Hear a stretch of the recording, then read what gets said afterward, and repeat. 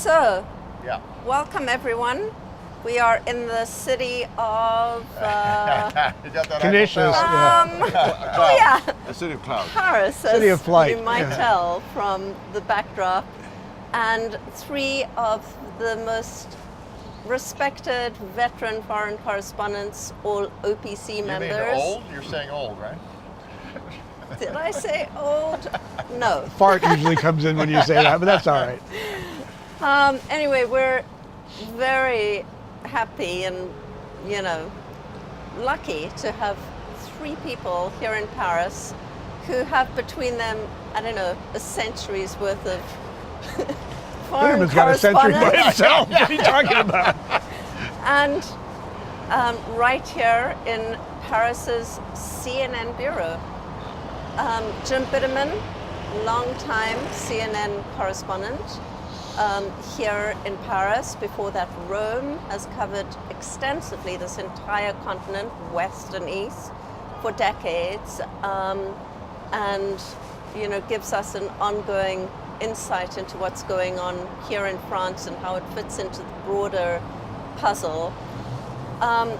Mort Rosenblum, veteran correspondent of AP, and maybe this is the last time we'll use the word veteran, but somebody who has literally covered, I think by your estimation, 200 countries. Yeah, I'm kind of counting ones that don't exist anymore. Well, You're sort of exactly. cheating. I was going to say, you've covered Yeah, more you know, countries than are members of the UN. Yeah, actually. right. Well, a lot of them, like Biafra But and stuff, aren't there certainly in anymore. pretty much every corner of the world, and including many frontline battles along the way in Africa, the Middle East, all over the place, Latin America. Alan Riding, who spent decades at the New York Times and before that Reuters and The Economist, born in Rio, British parents, a total glomad, as we call them, global nomads, and also has seen your fair share of conflict and wars, particularly in Latin America.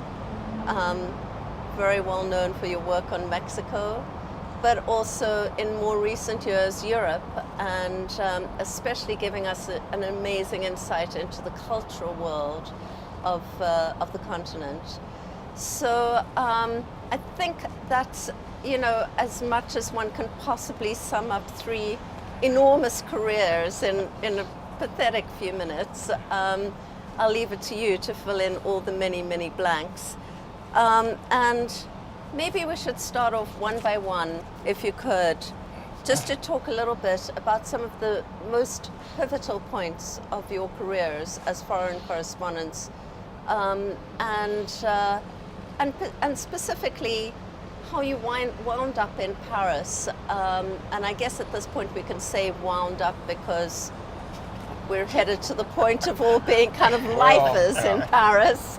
And whether this happens kind of unwittingly, life simply just takes you there, or whether there is something about Paris and about being a journalist in Paris that became very compelling and difficult to leave. So I'll start off with you, Jim. Well, in my case, it was totally unwitting. I mean, basically, and sort of reflected my journalism too. But in that case, I was in Cleveland, Ohio, and looking for a job to sort of next rung up the ladder from the owned and operated station in Cleveland. And I got an offer from CBC up in Canada, so I went up to Toronto, and that was in 1975. So next year will be my 40th year reporting from abroad. In fact, I got up there, I was up there for about 3 years, and just to show you how different the climate between then and now is, my fondest hope was to go back to NBC, where I'd been working for the O&O station, and I wanted to be the Chicago correspondent. That to me would have been ideal, flying around the Midwest, covering fires and floods. What a great deal. I feel for you. But I kept going down to NBC, and the vice president one day said, we don't have anything in the United States, but we do have 3 foreign postings. And I said, really, where would that be? And he said, Johannesburg, Tokyo, and Rome. And I said, well, I don't speak Italian, but I do eat Italian. And so he said, okay, you're on. and they gave me about 6 weeks of language training, and I ended up in Rome. Was in Rome for a couple of years, covered the year of the three popes when Paul VI died, and then John Paul I, and on to John Paul II. And that was a great launch, career launch for somebody coming abroad, because it got me on the air constantly. Plus, I also had Beirut, the Lebanese Civil War, and then also the Iranian hostage crisis, revolution and hostage crisis that put me around for about 4 months. So in any case, those sort of things launched the career. And then to Paris, well, it was romance, love, because I fell in love with my producer, and she was in Paris, I was in Rome. We had a point where either she had to move and freelance out of Rome, or I had to move and freelance out of Paris. And all of a sudden, and again out of the blue, how these things turn, John Palmer, who was the correspondent in Paris, late John Palmer, moved to New York to read the news for the Today Show. And so when he moved, the Paris Post was open. I applied for it, got it, and has been here ever since. So that was 1980. I left NBC in 1990 when the bureau closed down. I had no choice. So I went to ABC in Paris and was there until 1996, and they closed the bureau. So if I wanted to stay in Paris, I had to keep changing networks, and CNN was the one left. So here I've been since. How about you, Mort? I mean, you really have lived so many different places. Yeah, I started out in the Congo in '67, and I bounced around a bit. I covered Africa a few years. I did Biafra, and then I went to Singapore. I was based in Singapore and did Southeast Asia, Vietnam, and then Argentina. And I was there during the Dirty War at the very beginning of it, and a very, very ugly period. And we broke a lot of stories that pissed a lot of people off. And so I took a break. I got a fellowship at the Council on Foreign Relations, and this would have been in '76. So then I went to see the guy that ran the AP, and he said, well, I'll tell you, I can give you one of two bureaus. You can have Madrid or Paris. I want you to tell me in the next month. And I said, I'll tell you in the next breath, because I mean, onion soup is part of it, and this is part of it. But Paris really is the capital of the world. I mean, everybody stops here for lunch, and if you really look at all the confetti of empire, what used to be French and still flies a tricolor, that's like 7 continents, if you include Saint-Pierre-Miquelon and a few frozen bits down there in Antarctica. So that was '77, and I was here a couple of years. They asked me to edit the Herald Tribune. I did that a couple of years, and then I realized I was really a reporter, not an editor, and I didn't really want to be inside. And long story there, interesting one. And went back to AP, and again, I talked to the head guy, and he says, well, what do you want to do now? When I went back to AP, and he says, well, you can. I said, can I be the third world correspondent? He says, yeah, but what about the first and the second? And I said, okay, So he essentially gave me a big budget in the Globe, which was pretty much of a dream job. And he said, where do you want to live? And I said, I'm there, save you the moving money. So that would have been in '81. And I left AP in 2004 and pretty much stayed here. I go to Tucson and teach 3 months a year, my old home. I go back for cheese enchilada season and, when it's warm. And then I come back and, I half go on the road and half live here. And write books. And write books, yeah. I write a bunch of books. And how about you, Alan? Well, I ended up here, but I almost started up here because I joined Reuters, and you sort of learn to read and write a bit there. And then one day they say, do you want to go abroad? Well, the only reason to join Reuters is to go abroad. And the very same day, one of the senior editors said, would you like to go to New York? And I said, yep. And about half an hour later, the personnel people called me up and said, would you like to go abroad? Yep. The first one said New York, the second one said Paris. So I said yes to both, because I had no idea where I was going to go. And then I asked the secretary, one with a nice, not very pretty girl, and I said, find out where I'm going. And she goes, so you're going to New York. So after that, I've more or less tried to run my life in such a way that not all the decisions are taken so arbitrarily by other people. So after a few years in that Reuters time from New York, I did spend a year in Argentina. Went back to New York, and I wanted to freelance. I had this idea when I first went into journalism. It was really a 19th century idea of sort of wandering around the world, sending dispatches, finding a hair boy, send this, row down the river with it, in the Klevska and all that.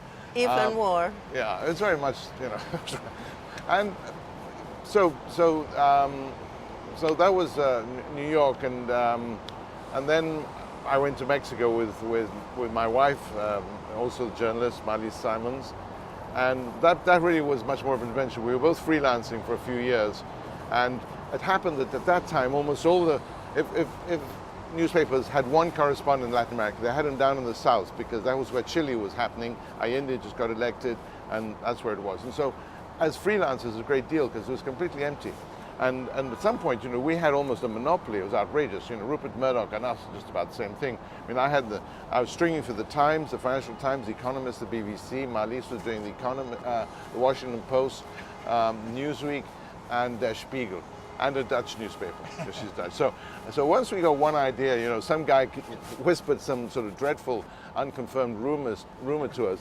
Boom! It went out across the whole world, and so it drives them mad. But that was great fun. And then Central America got hot, and so we did spend a lot of time running around Central America. And again, it was interesting because at first no one was paying any attention to these little countries which the US would just routinely invade every now and then. But this was clearly quite different, and so that turned into a mighty mess. And then I managed to wangle, and I really say that since only this will all be seen after we're long since dead, to go back to Brazil where I was born. And I'd left Brazil at the age of 11. I wanted to go there as an adult on somebody else's expense to actually discover the country that I knew the smells and tastes and sounds of, but I didn't know the country at all. So off we went to Brazil, which meant covering quite a lot of South America, Peru, Colombia, usual wars and stuff that were going on and still going on in Colombia. And then it was Europe. But they didn't really have a place for him in Europe. They were closing the Madrid bureau, and so they sent us to Rome for a while as a fill-in. A whole bunch of us running around meant to be covering this vast area. And then suddenly they said, do you want to go to Paris? So here it was. So I came to Paris as the bureau chief for 5 years for the Times, and then, it's like an ambassadorial post, somebody wants to change the curtains in the ambassadorial residence, and so you're being pushed off. But then, again, I managed to reinvent myself, as you mentioned, as a cultural correspondent.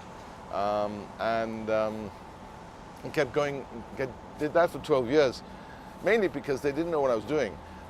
Because I discovered very quickly that the senior editors obviously only read the front page and the key bits, and they never read the cultural pages, so they really would forget about me. And I thought, if I don't go to New York and see them, they're not going to ask me, who are you, what are you doing, why have you been there so long, where do you want to go next? And since I didn't want any of those questions asked, I wouldn't go. And it actually worked for a long time. Eventually somebody said, who is this guy on the budget? No,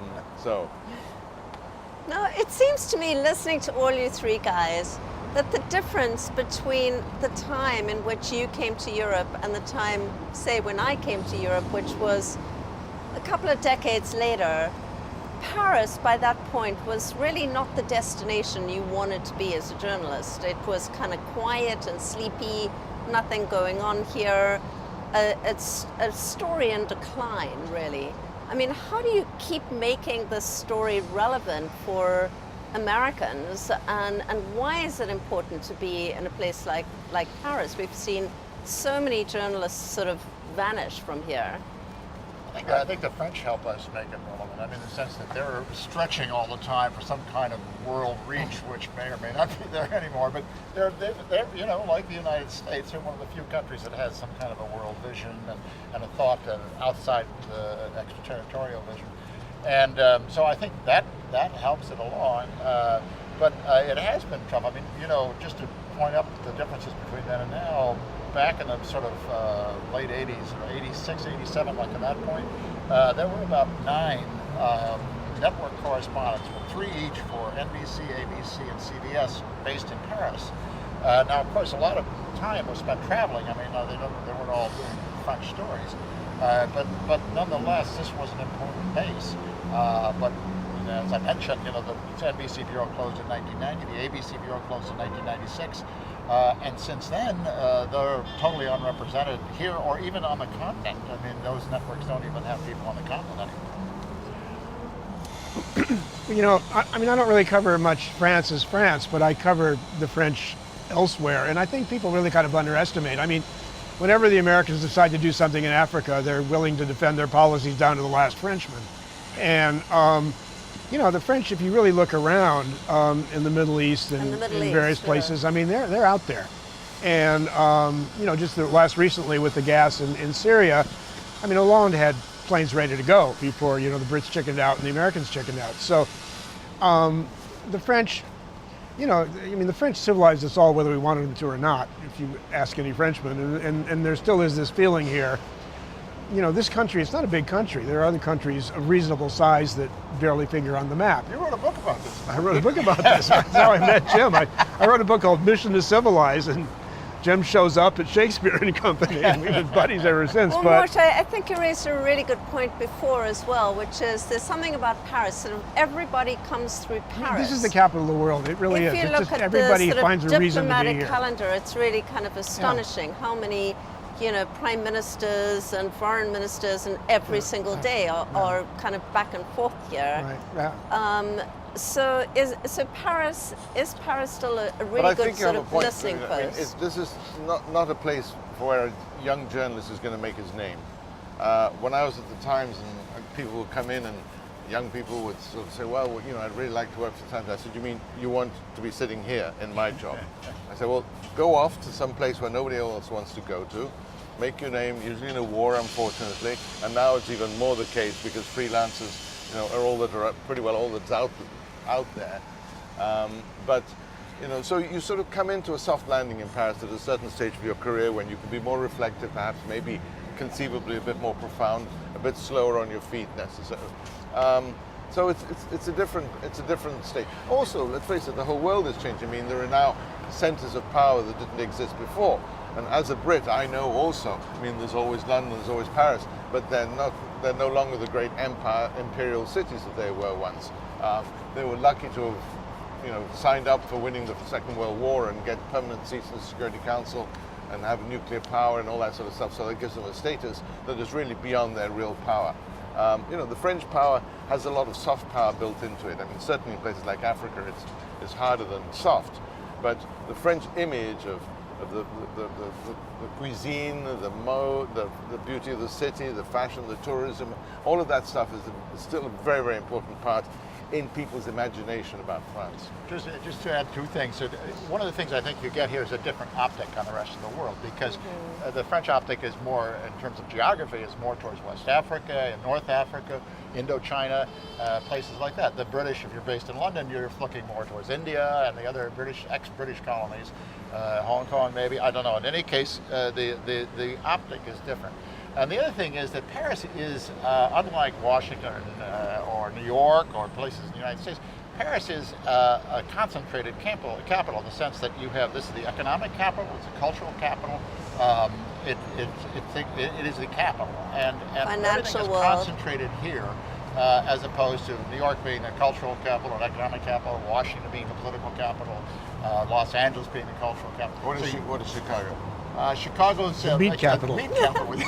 Hog butcher to the world. It's the blizzard capital. Yeah, I think Jim's really onto something, because the thing, I mean, I remember in 2003 when Bush was trying to get everybody into Iraq, and I was, you know, running the desk then, and I was talking to New York, and they kept saying, you know, well, some guy said in a really bad, phony French accent, "What's wrong with them? Aren't they grateful for Normandy?" And I'm saying, well, you know, number one, you know, if it weren't for Lafayette, you'd be drinking tea at 4 o'clock, and it wasn't because they liked Americans, you know, that's not how the world works. Number two, who were the guys they were fighting back then? Oh, well, Hitler, German, right? Well, close, you know. But anyway, point being, you know, these guys in America, these guys sitting in New York for a very large news agency, were looking at it from this American temper-centric view, and they're reflecting how a country thinks. And France, for reasons both Jim and Alan mentioned, is that it looks at different things differently. One, they still want to be French, and they've got a different view, and they do have a different view. So I think it's really important for a correspondent to be able to add that offsetting element. Well, it's certainly, and I know from my own experience through those years covering the Iraq War and shuttling between Baghdad and Paris, it was actually a pretty near commute, if you like, well, that's a few the weeks other thing. Back and forth. Yeah, you could drive to Bosnia from here, you know. Absolutely, Yeah. and that's certainly for me and for many journalists in Paris, Africa, the Middle East, is really a pretty short hop away. It's about the same distance as going from New York to, I'm not sure where, Chicago. Long Well, Island, not quite Long Chicago. Island on bad days. Maybe Texas also, but nonetheless, I mean, it's really. I think you're right that there is a much more sort of global vision of the world sitting in a place like Paris, which really does feel very central to a number of regions. Well, you know, just to look at, I mean, it's sort of why I'm here. I mean, people ask me if I like Paris, and I say I haven't decided yet, but I'm still here, and I think it's because, you know, the French treat each other, I mean, this is a little bit off journalism, but not necessarily. The French treat each other like adults, and they talk about real things, and they think, if you sit behind, you know, a couple of Americans on an airplane, you'll hear them because they'll be talking loud, and they'll be talking about their wife's uterus, and they'll be talking about how much they earn, and they'll be talking about, you know, real, I mean, a TV thing or something, you listen a little harder behind a couple of French, and you're likely to hear substance, you know. It's interesting. It's absolutely true. You take a taxi ride here and you get into a debate about foreign policy. Absolutely. It's pretty amazing. Well, the French have traditionally had obviously a different vision, of an Occidental, a Christian-based vision of civilization, but different from what they love to call the Anglo-Saxon, which was for almost 1,000 years the British or the English. So they felt that they had a place dominating in a sort of balance and competition between the two. Once British power vanished, they were sort of left on their own against the monster, which was US power, which was a sort of massive reinforcement of what was an Anglo-Saxon perception, you know, pragmatism, money, power more than principles, and all that sort of stuff. And so it has been a struggle for the French. And now that new powers, China, India, and other parts of the world, it's still, you can see France struggling to hold on to what it believes are the old French values, but seeing them under more and more assault from around the world. Sounds a little bit like the old journalistic traditions that we're trying to hold on to. Sorry, Mort. Well, I'm just going to say just one last thing, just to get us back to our foreign correspondent thing. The other thing about France is they have this very good, lively tradition of reporters and grand reporters, and, you know, a reporter's a guy with a camera as well. And you go to any shithole story, you know, Syria, for example, you know, where it's really, you'll see this entire range of Frenchmen, from some real ego-bound people that are kind of there because to some really wonderful reporters, and they do take it seriously. They're good. There's a lot of very good reporters here, a lot of very good camera people and photographers, and there are good editors that put this stuff in newspapers, and the French care about it. I mean, there's an audience for decent foreign reporting. Yeah, I mean, the newspapers are reasonably healthy as opposed to the United States, where you see some fall off in circulation. But, Yeah. I'm not so sure about that. Well, they're still standing. they're Healthy, still I don't standing. know. Okay. One still Standing get on being held up by Yeah. rich people. Yeah, One that's true. still does get on the bus or the metro in Paris, and you look around, and many people are reading the daily newspaper or the weekly magazine. books. Something which, they read and books. many books, something which you don't Although that is necessarily changing pretty see. quickly. I mean, I often look to see that. I remember when I first arrived here, I was very impressed to see how many people on the metro were reading books. When I knew in England, in the underground, they'd be reading the Evening Standard and then just tossing it. Now, I have to say that it's a good 50% with the smartphone. But you know, also television and radio, when I'm in the States, I go out of my mind. I mean, for 3 months, you know, you can't get anything. You get, excuse me, CNN domestic in the States, you know, and you get nothing. You can't get BBC. If you do get BBC at 3 o'clock in the morning, it's BBC America, which is kind of dumbed down for, I mean, it's insane how little Americans actually talk about real news and cover it on television and even on radio. And here, you've got a half a dozen all news channels all the time in several languages. You've got the radio going all day long. I mean, Well, you can it's get a Russia difference. Today now in the States. Yeah, well, yeah. Right. Well, before we get too far afield, I wanted to ask each of you, I mean, you've covered such an unbelievable range of historic, huge events. Just to think of a couple of events in each of your careers, revolutions, wars, etc., that really seem pivotal and that really changed you in some way. Crazy or No, I mean, I got funny one or that always tragic. comes back. People ask this question, and I'll tell you, I was in Wenceslas Square when it all came down in 1989, when the Czechs were finally free, and Dubček had come back, and I'd run into Havel the night before at the Alcron Hotel, and at midnight, and I said, "Are you going into politics?" He says, "I'm going to bed." And there was 1 million people down on the square when, suddenly, and they were all waving their keys in the air. It's this weird Czech thing, to getting rid of the outsiders. What year? 1889, the big year. 89, I mean, yeah. the Germans had started, and then it was the turn for, then it was the Czechs' turn, and they were all out in the square. There was like more than 1 million, and this guy next to me had been translating, and he'd been really good, and I turned around to look at him, and he just completely collapsed in tears. His face was all just kind of scrunched up like this, and he was like sobbing. He kind of shook his head like embarrassed, like, and I said, "Listen, go ahead." But I was crying too. I mean, it's like insane. I mean, just the amount of, we are finally free of these guys. We have finally done it. Shaking the keys in the air. This entire, looking up at the balconies, amazing. For me, I think the revolution in Iran and then subsequently the hostage crisis was my first revolution. And the thing that stunned me and was the most remarkable for me was how violent and how vicious people were when they were fighting their own countrymen. And as I thought about it, it seemed to me that probably the most vicious kind of battles are civil wars and revolutions, where the enemy because he's just like you are. And but I could not imagine the kind of ugly violence that we saw. I mean, a police station raided, and then parts of the policeman's body hanging from the trees out front like Christmas tree ornaments. That was pretty memorable. And then, I subsequently went through a couple of other revolutions, but nothing quite like that. And then I'd say one other sort of long story that I covered, and that was John Paul II traveling around with a pope, because it was such first it was a challenge to me, being a Midwestern Protestant, to cover the Catholic Church and not make a mistake. But secondly, I think it was fascinating to watch the Catholic Church in action. I mean, this is an institution that's been with us for 2,000 years. It's probably the oldest man-made institution, well, some would say God-made, man-made institution on the planet that's still around. And as a consequence, it has this amazing ability to adapt. We're seeing it right now again adapting. So it's an interesting, fascinating story for me to cover, and it was great being, especially with John Paul II, because he was such an active pope, especially at the beginning. Well, funny you mentioned John Paul, because he was very tough on all the liberation theology in Latin America, and here we have Pope Francis rolling it back. Comes out of that, yeah. Archbishop Romero in El Salvador, who I knew very well, who was then considered too hot property by the John Paul II's, now is moving towards beatification.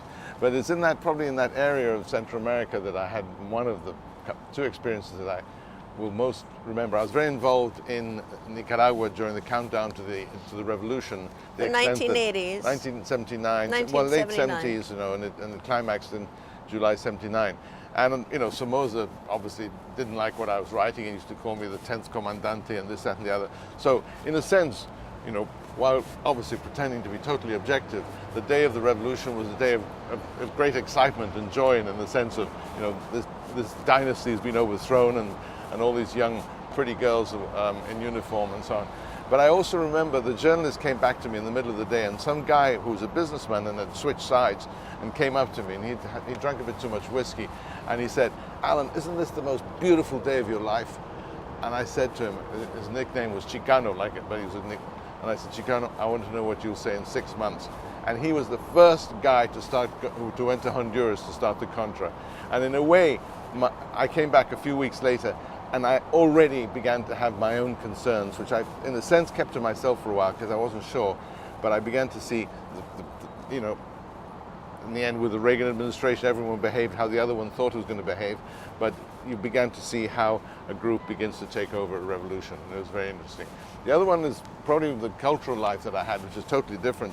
And one of the most memorable interviews I had was with Ingmar Bergman, which was, of course, full of silence. It's a long interview. It's very, very difficult to get. He never gives his interviews. After after about 15 seconds or maybe 30 seconds, he said, I love my mother very, very deeply, but she was a very cold woman. So I thought, okay, we've got most of Bergman already now, maybe I can go home. But anyway, he went on and these long silences, and I'd sort of look at him. And then at one point he said, in his little soft voice, he said, when I was walking here today, I said to myself, I must be absolutely honest for the last interview of my life. And I had some crappy little tape recorder, and I didn't hear the next 5 minutes he spoke. All I was trying to see was with the tape recorder. What year was this, Alan? It was maybe 10, 15 years ago. And was it the last interview? It was the last big interview he gave. I mean, he would appear every now and then on television. And Was it here in Paris? No, it was in Stockholm. In Stockholm, yeah. Sorry. Am I cutting you off? No more stories. Okay, no, but when you mentioned Francis and Latin America, I mean, the thing that I mean, people say not the most dangerous thing that you think about was Argentina. When I went to Argentina in '73, about the time Francis was a Jesuit, it was calm, and Perón was just coming back, and there's really not much going on. And all of a sudden, people started disappearing, and there were these kidnappings and these huge ransoms, and and there was a huge fight over Perón's legacy. The left wing, thought they inherited, and the right, I don't know.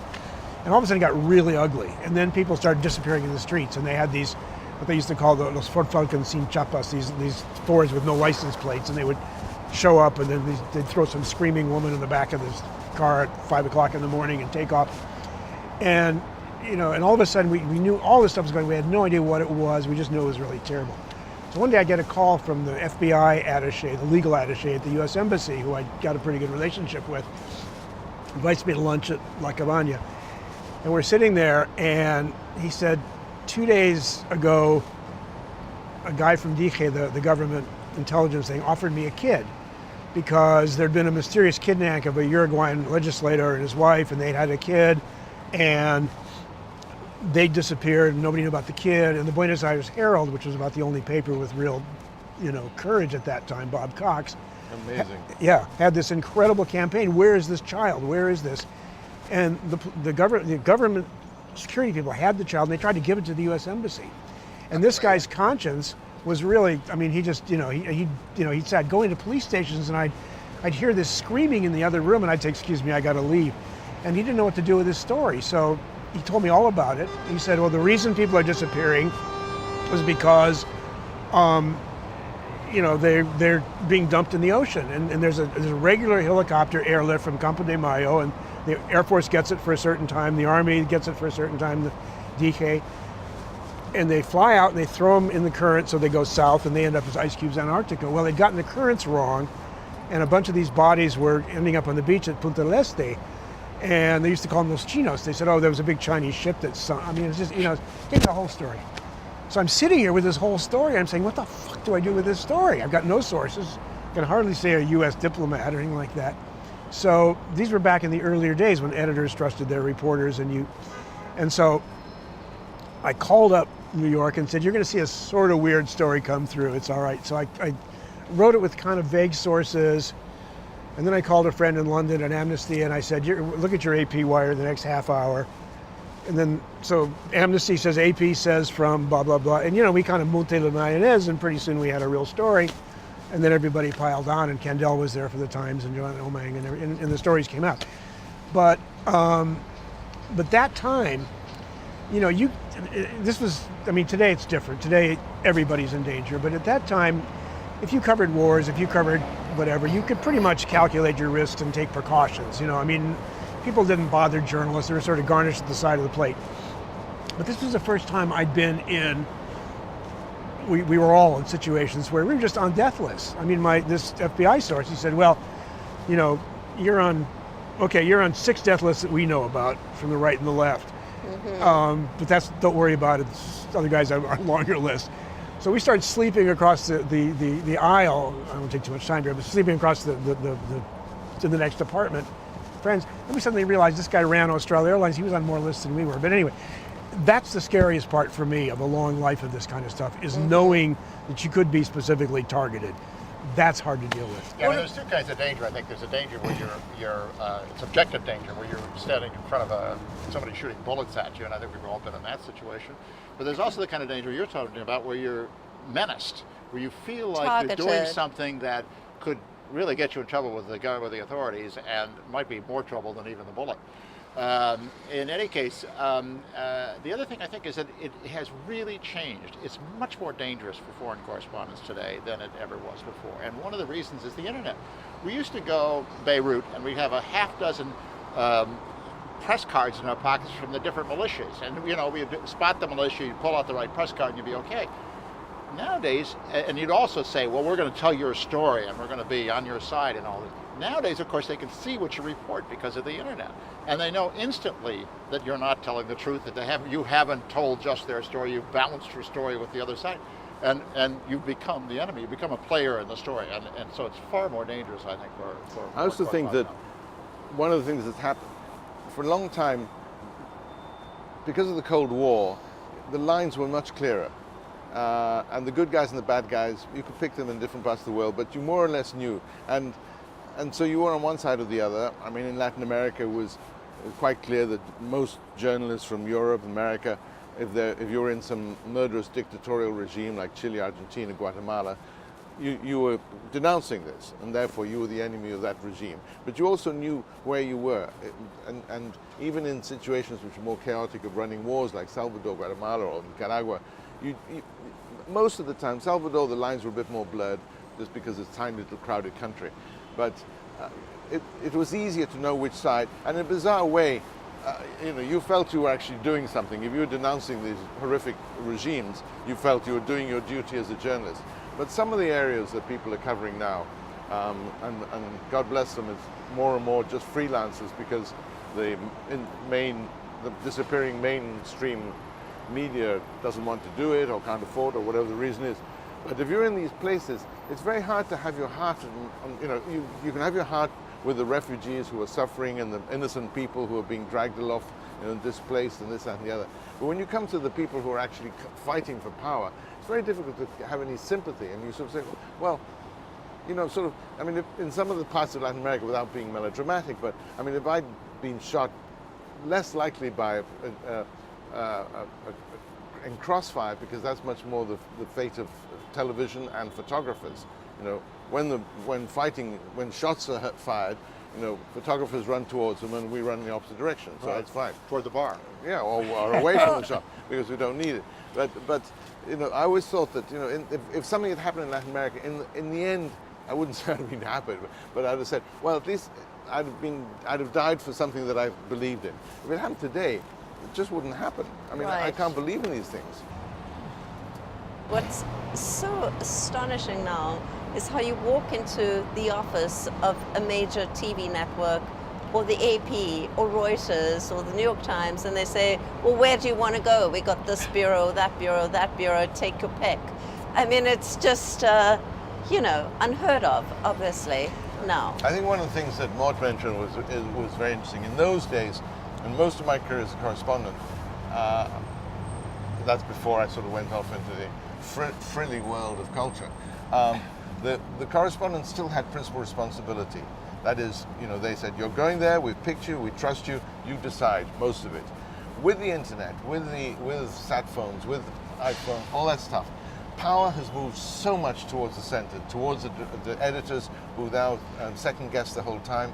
And it happened less with me, but I see it all around me, where the independence that one had when you would say, look, I'm going out for a week into the Andes, I'll send you a call, you back when I get back, and that was it. No one was bothering you. They knew you'd come back with a story or two, and they'd be fine. And now there's a mini control system that takes place. Certainly when I began as a foreign correspondent, my editors always told me, don't ever go to a press conference unless you're so bored you have absolutely nothing else to do. Oh, brilliant, yeah. We don't want to hear from you, just fill up your notebook and give us a call. But now it seems I'm sorry. the agendas are being set in the news meetings Absolutely. in New York, in London, in Washington, wherever. Yeah. So Go ahead. I'm sorry, I Mort. didn't mean to cut you off. I just got real excited by what Alan was saying, because he's absolutely got the point is, and this is the really scary part, when you think about a guy like Jim Foley, who, you know, loses his head for everybody. I worked out, I did a post, and I worked out, there was a thing on the newsroom, this wonderful TV thing, sort of the CNN thing, where there's a situation where they hire a correspondent in Egypt, and the kid disappears, and they show a clip of Rush Limbaugh going yeah about, oh, he's, you know, these guys are in trouble, screw him, and the Dev Patel character puts his fist through the TV screen and stuff. I worked out Rush Limbaugh makes probably 1,000 times a year more than Jim Foley made. I mean, I don't know what Jim Foley made, but Global Post doesn't pay much, and you got to have a lot of strings to be able to survive out there. So not only are your editors in New York managing the story, but you're working essentially for nothing. I mean, you are barely covering your expenses. And with no support in terms no of support, the no staff, gear, no kit, no benefits, safety yeah. training, no backup.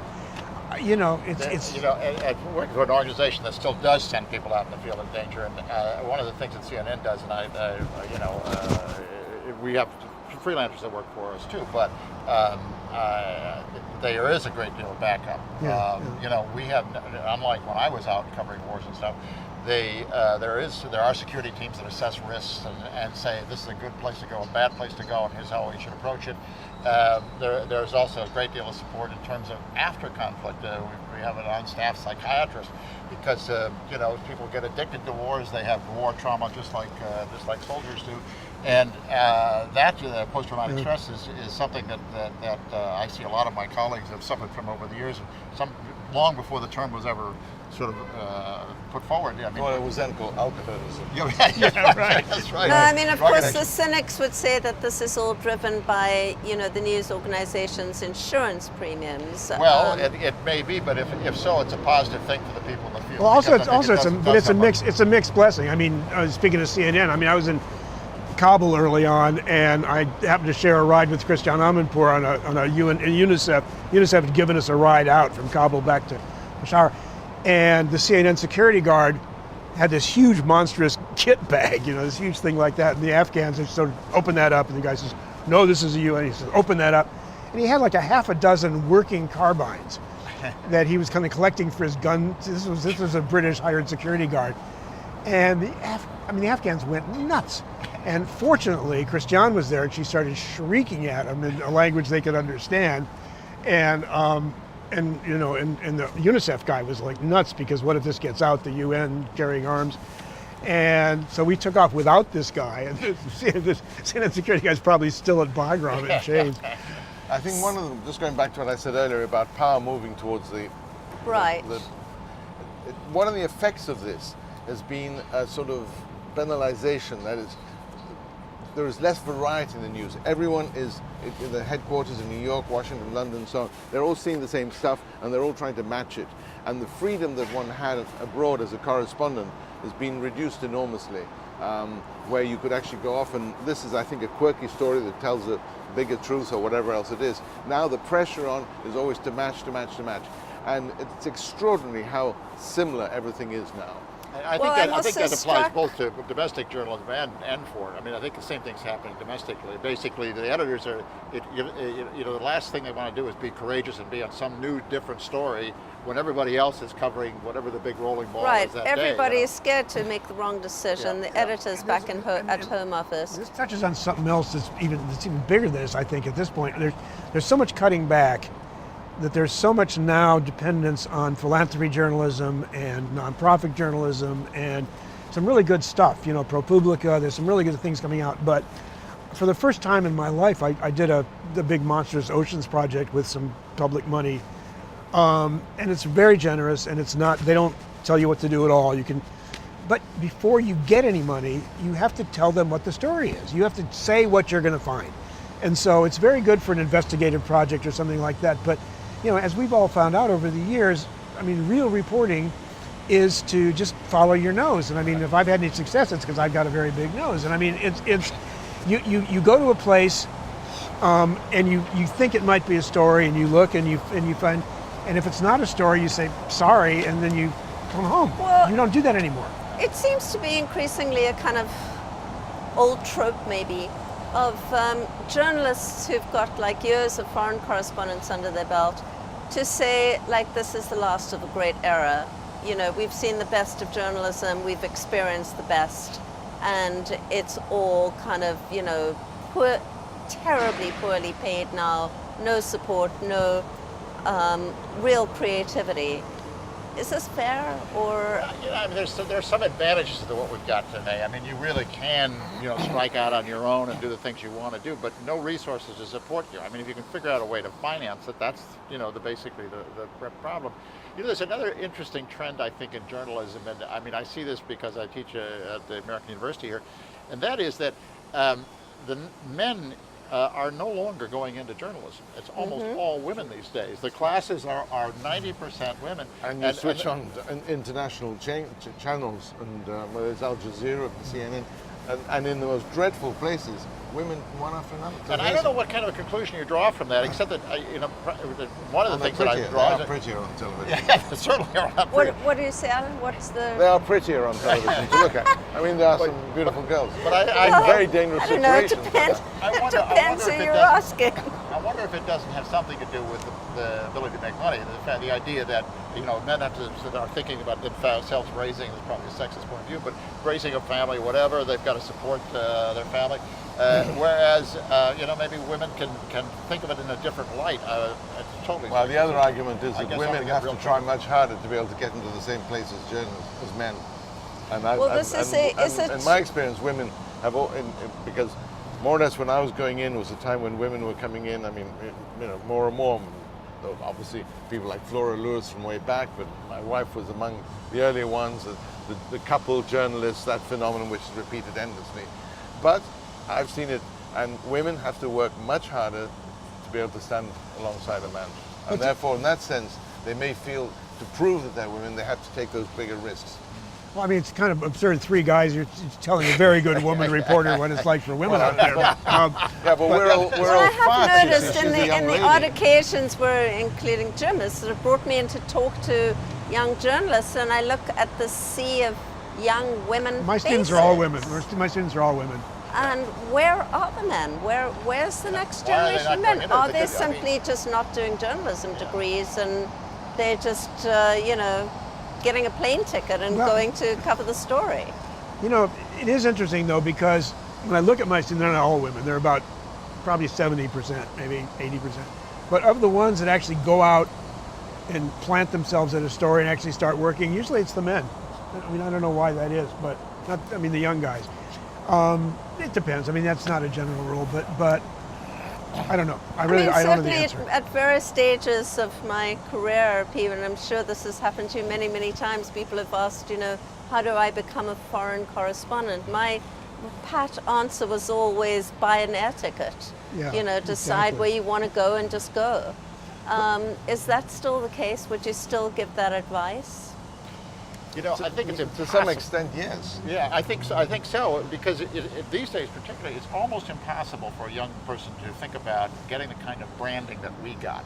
You know, Alan for the New York Times, Mort for Associated Press, me for NBC or ABC, whatever. The idea of getting that job that gives you an instant recognition, reliability, credibility, all those things come with that brand.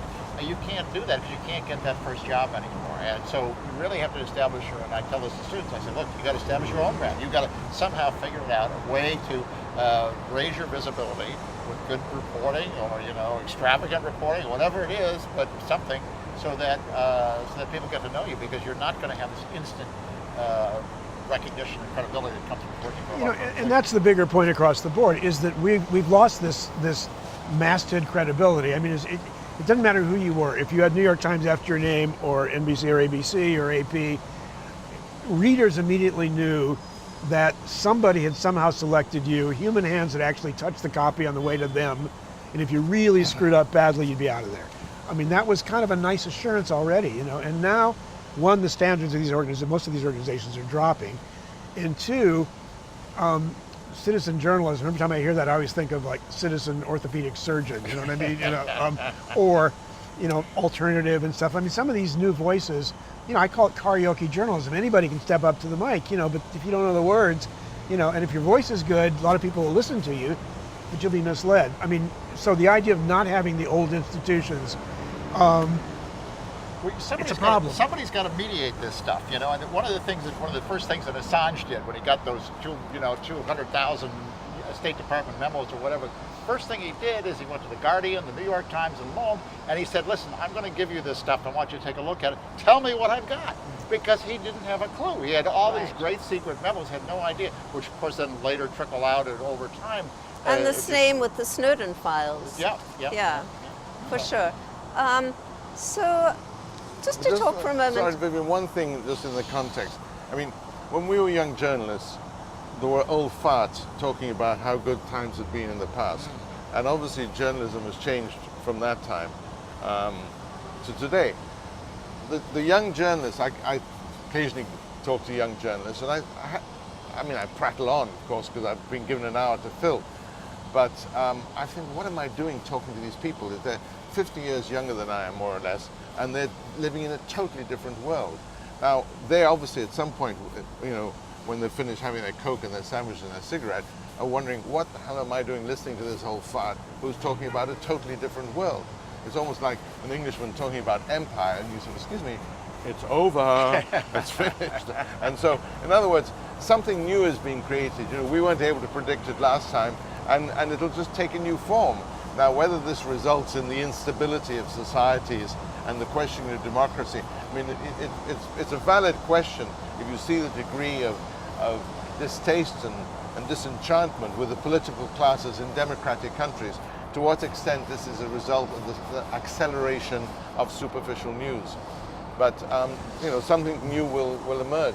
And certainly, I mean, there is an entire new generation of journalists, and Jim Foley was one of them, who are completely at ease with a range of different media, who can film, who can shoot photos, who can write beautifully, who have the kinds of skills that were never demanded of previous journalists. It's a question of the new tools, which are wonderful, but the old values. I mean, it doesn't really matter if you scratch it on a wall or you flash off your eyelids. It's the story. It's the value of the story.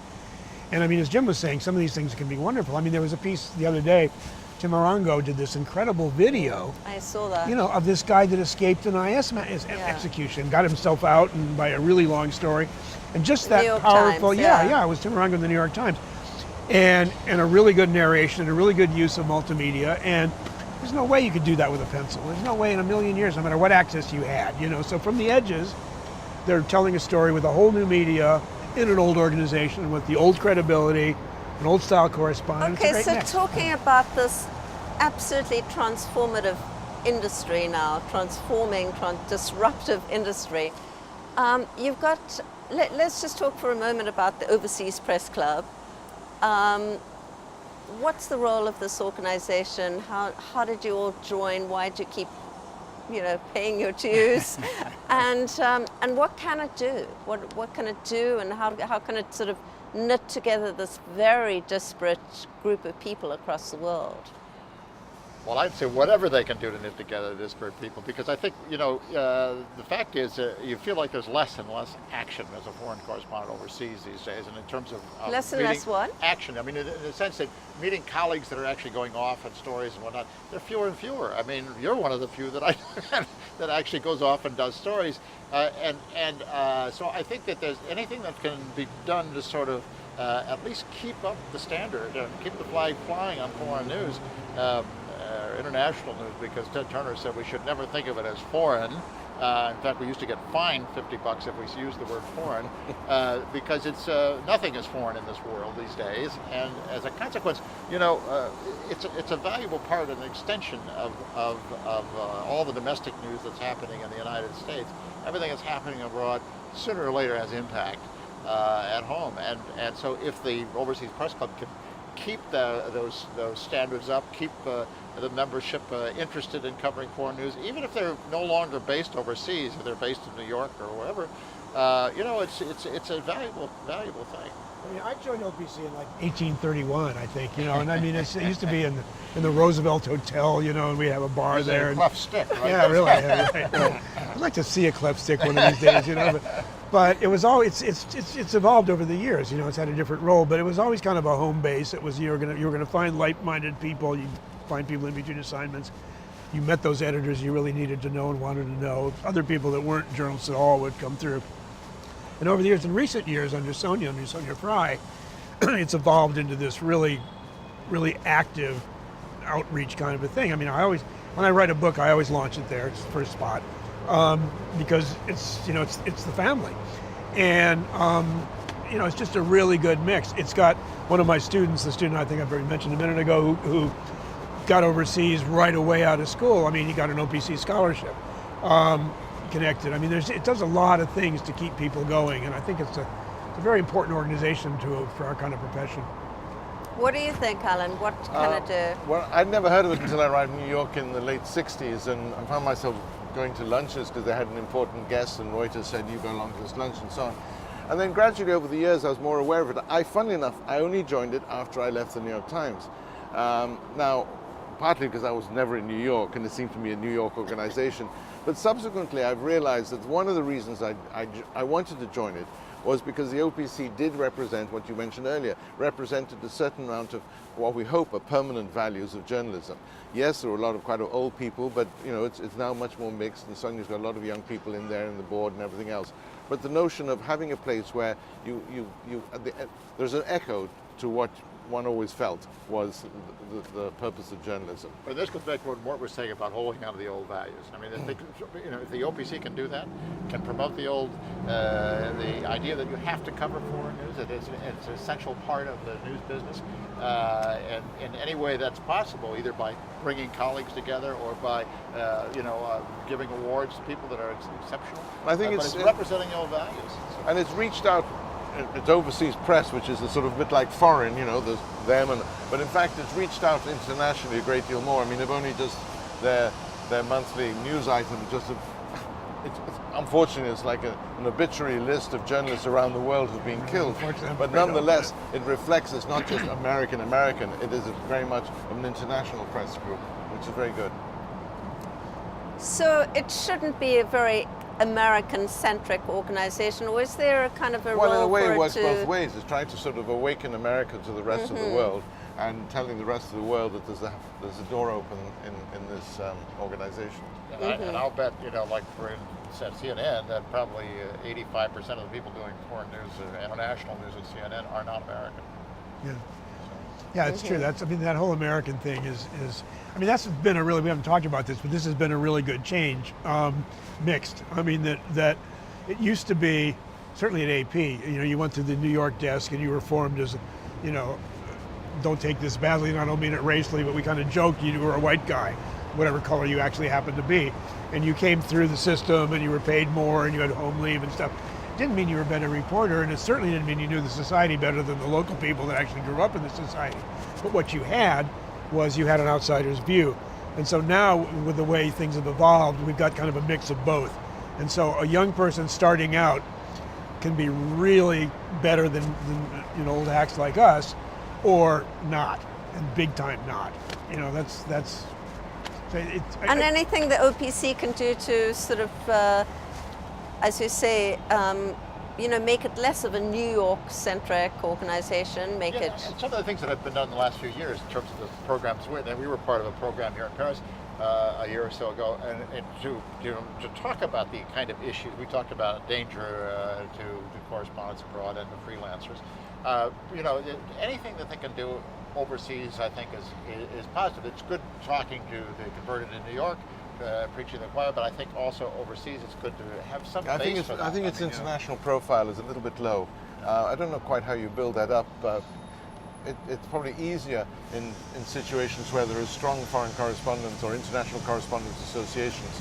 In my experience, the problem is that when you're in a big city, when there is no real conflict going on, the journalists are very much spread around, and the times that we've all got to know each other in different ways has usually been in a conflict where you're all thrown in a hotel, you're all dodging each other in some way or other, or you're stuck in a dish together, and that's when all the bonding of old hacks really occurs. But when you're in a city like this, sometimes you go months, years without seeing another colleague. Well, there have been other cities. I mean, for example, Hong Kong has an extremely active Exactly, foreign yeah. correspondence club. London has the Hong Kong Frontline is Club. well, But, Frontline is new, of course, and that is but trying to. but it has some excellent programs. And it's almost a nightly program between books and issues and things like that. And it's a good restaurant, and it's a good And a bar, good restaurant. and you'll find Exactly. people. Yeah, But it's a for gathering place. example, right now, as far as I'm thinking, you've got 61, you got Remy Rodin's place on the canal. I mean, the 3 times I've gone in the last recent times, my pal Jerome DeLay, who's based in Joburg, happened to be there. I mean, people are always there. This I mean, is one of Le Monde's, famous foreign correspondents. Yeah, right. Remy Rodin, who was who foreign. began a bar in Sorry in about Paris, that. Yeah. Sorry. Background being, this is not a Called press club. 61, This is yeah. not a press club, but it's a location Unofficially. that, it's kind of a magnet for reporters and photographers and camera people that go through these experiences. Hang together when they can to share experiences and exchange Well, notes. it's also a bit that notion of people hanging together because they feel the rest of the world doesn't understand them. Yeah, exactly. Yeah, exactly. And so it needn't be necessarily an organized press club. It could be just a bar. But in a situation, we're talking about the OPC, in a situation where it can be an organized, because we got off of this on Frontline, which isn't really a press club at all. It's a place where people gather that has really good, strong programs, does a lot of outreach, and the Hong Kong Foreign Correspondents Association is another sort of organization. OPC has all sorts of different parameters it can define for itself, and I think Alan's right. Its image abroad is not as strong as it should be. Also, I think that it's not necessary that it has just a concentration of journalists. That maybe there's an outreach role there too, in terms of establishing for the greater public the essential nature of overseas coverage. I think that the more programs you can have to sort of educate folks about what they may be missing if they don't have foreign news, I think that's valuable as well. In a strange way, I mean, obviously journalists love to talk to each other or about each other, about themselves to each other, rather. Or behind their backs. But one of the things that struck me, leaving the paper a few years ago, but still hanging around in this milieu, is that our experience is very rarely well used afterwards. You have to reinvent yourself. Well, it's fine, that's your own story that you're doing so. Mort is teaching and so on. But organizations, strangely enough, like the OPC or even the very organizations we worked for, don't make very good use of the ability we have to share our experience with other people. And if somebody were to say, Alan, will you go and talk to 5 universities somewhere and for free, or you pay the train fare or whatever it is, I'd happily do it, even under a flag of the OPC. So there is a notion of somehow exploiting maybe not the younger ones, but the ones who've got a lot of experience and a bit more time on their hands. Well, since you mentioned reinventing yourself, what's your current big project? Both of you are He's book still a writers. working man. Jim, what's your next piece to air? If you're talking about reinvention, I mean, I just got renewed for CNN for another year, but I've had to, in order to keep Body and Soul together, also run the production company that was started by my late wife. And that's taking up a fair amount of my time. I mean, we do a lot of reality TV programs and that sort of thing. And that production support company is probably about half of what I do. And so I still am a journalist, but you have to sort of expand outward and think other ways to use your skills to do other things. I teach. I keep it to 3 months a year. I don't teach any more than that. And the other 9 months, I still report. I pick a project that I think is really important, a very large subject that, with not a time limit and not borders and not anything else, and put together either foundation money or an organization. Somebody's going to actually publish it and give me some money, or whatever. Or not. And you've neglected to say you've also written a range of books. Well, yeah, I've written a bunch of stuff. Yeah, but you don't live off books unless you're really lucky. Books are not a way to make an income unless you happen to, But I work. I work because I want to. I love it.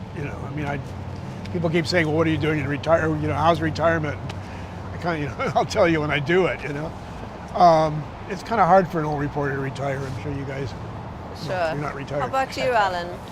Well, I've written a few books, and when I left the paper, I wrote another book. But as Mort said, it becomes more and more difficult to live off books in a way. Although you can entertain yourself because it's got lots of translations, so you travel around and people give interviews, you give interviews, and you feel yourself, the ego's polished for a while.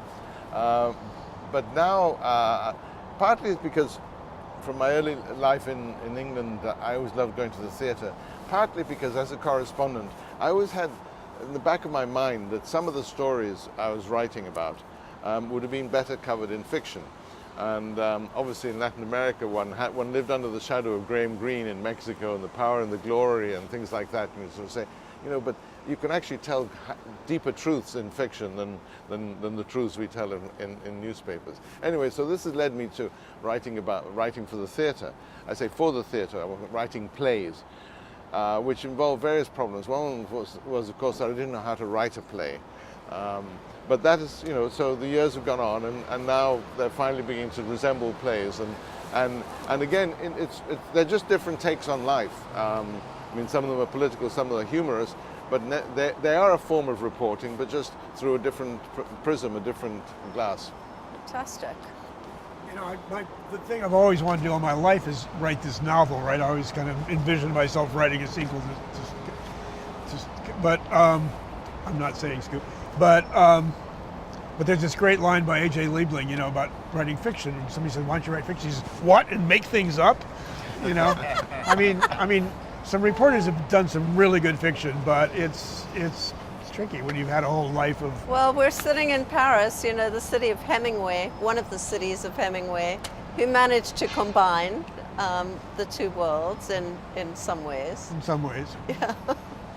Well, in the drinking, did. Yeah. I think an idea that you have to reinvent yourself. I think you've got to always be ready to sort of seize on opportunities when they come along. And when something presents itself, you come up with an idea for a book or come up with an idea for a play or whatever, you have to be ready to act on it and not be so centered on the one thing you're doing. Because I think these days the role of the foreign correspondent is diminished. I don't think you can say anything else about it. We all write books that no one reads. Yeah. So. But because it becomes a thing of, all correspondents around writing books, people sort of, after the last one, they say, well, what book are you writing now? So my answer is, have you read the last one? That's great. I love that. That always throws them I silent. I love it. So therefore, I don't have to write a new one. Yeah. But it's really funny because mentioning this and Graham Greene, when I was doing this little thing called Little Bunch of Madmen, Jim was one of the guys I talked to, and Jim had said that. I mean, you'd said that whole thing about rebranding yourself and all. You get out there and create your own self. But I remember once I got hold of Graham Greene once by ambushing him buying tomatoes in Antibes once toward the end of his life. And one of the things he said to me, which really stuck with me, was, what you think of in your imagination and your ideas and it's your capital. Don't squander it. Keep it together and save it for your books and do which I'm different of two minds, but it makes a lot of sense. What we have to do now, people throw stuff out on Twitter. It's like eating potato chips, or dropping, nickels down a jukebox, and it's out there, and all of a sudden it's no longer yours. You didn't think of it, somebody comes up with a really good thing, and says, "Where did that come from?" And it's a different kind of life now. I don't know what's better or not, but I kind of like the old way, where you. Right. Yeah. Right. Well, I think we're kind of wrapping up, and I'm not sure if there are whole areas I haven't covered or things that you think are big holes that you want to talk about still. There's just one last thing I think we should really stress here. I think it's important. Is we talk about foreign correspondence in general and stuff, and we're sitting here in Paris, and that's where a lot of us have been. And in Paris, really, your real danger is maybe getting a bad oyster or having to punch out a cab driver or something. And we tend to forget, and not that we forget, we don't talk about it, but I suppose danger, the risk, the whatever, but what correspondents face at every level. It's even in, Jim was mentioning this business about everybody knows who you are now. One thing, I'd always had this burning desire to get to the Comoros, which were the coup capital of Africa that had 25 coups and 20. So as part of this FIST project I went on, so I got myself there, and I was there about a day asking questions, nothing going on. The security guys kind of round me up and sit me on, what are you doing? What's this on? So I started to do, the old Jim thing. Oh, I'm a schmuck tourist. And the guy starts reading this piece of paper. He knows more about me than my mother. He's gotten everything. All this stuff, and he's asking me these questions. And then I look over, and there's the other guy, the security guy, and he's writing it all down with the inside plastic tube from an old Bic, and there's no ink in it. So he's writing it down, and nothing's appearing on the paper. So it's like I'm not too worried, but it's like, where have we come to?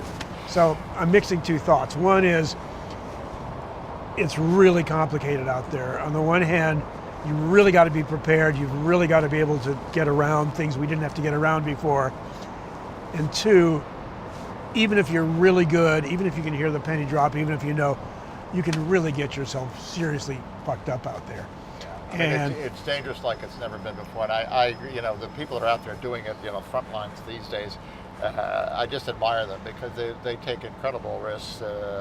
Watching our coverage in Ukraine and in Iraq with ISIS, it's amazing the kind of problems that they're confronting every day and they're overcoming and get the story out nonetheless. It's a miracle. One's in the situation where news is more instant, more available, more important. Everyone, political parties, politicians, governments, all reacting to it instantly. You would say, this is incredibly important.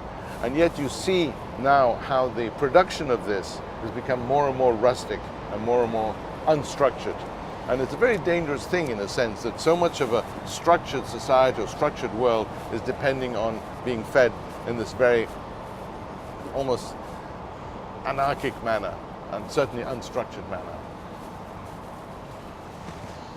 And certainly the time frame that one has to contemplate or, percolate over stories or ideas, or the depth you have to, dig into them, is getting shorter and shorter. And this for leaders, for government leaders, it's just impossible these days. Obama gets confronted with, gets hit over the head every day because, there's a news story in the front page of the Washington Post or New York Times that forces him to take some kind of action that he may not want to act. It's just amazing how the media pressure builds on political leaders these days to do things. Maybe that's good. I don't think so. I think that making decisions in haste oftentimes lead to bad decisions, and we're kind of responsible part of that game. It's what we wanted to do. I think we all wanted to influence things. As we get into journalism in the first place, you want to change things. That's good, but you know what? Sometimes it gets unleashed in a fashion that you can't control, and you have no idea where it's going to go next. It goes out of control, and that forces action that may be precipitous or dangerous. Sort of sweeping away a lot of the traditional structures of the society, whether the ways of doing government, which would be a parliament, an assembly, a congress, and sort of stuff, and the way that journalism and the media was structured in a fairly solid manner, where they were setting the agenda, but serious people were doing so and so on. Now it is just it's almost citizen democracy, or every single person is able to yell and expect a reply. It's a soccer game with 100 people and no goalposts. Really, you really have to know who's listening to you. Students of mine, they'll say something, and I'll say, "What's your source?" They say, "The internet." And I say, "Okay, you're standing on the street corner, and some guy in a clown suit and a big nose comes up and starts telling you something. Are you going to want to know who he is and what's his authority and why he happens to be telling it to you?" Well, yeah. Right. Well, guys, thank you very, very much. And now, being Paris, it's time for lunch, right? And now we're going to interview you. Yeah, really.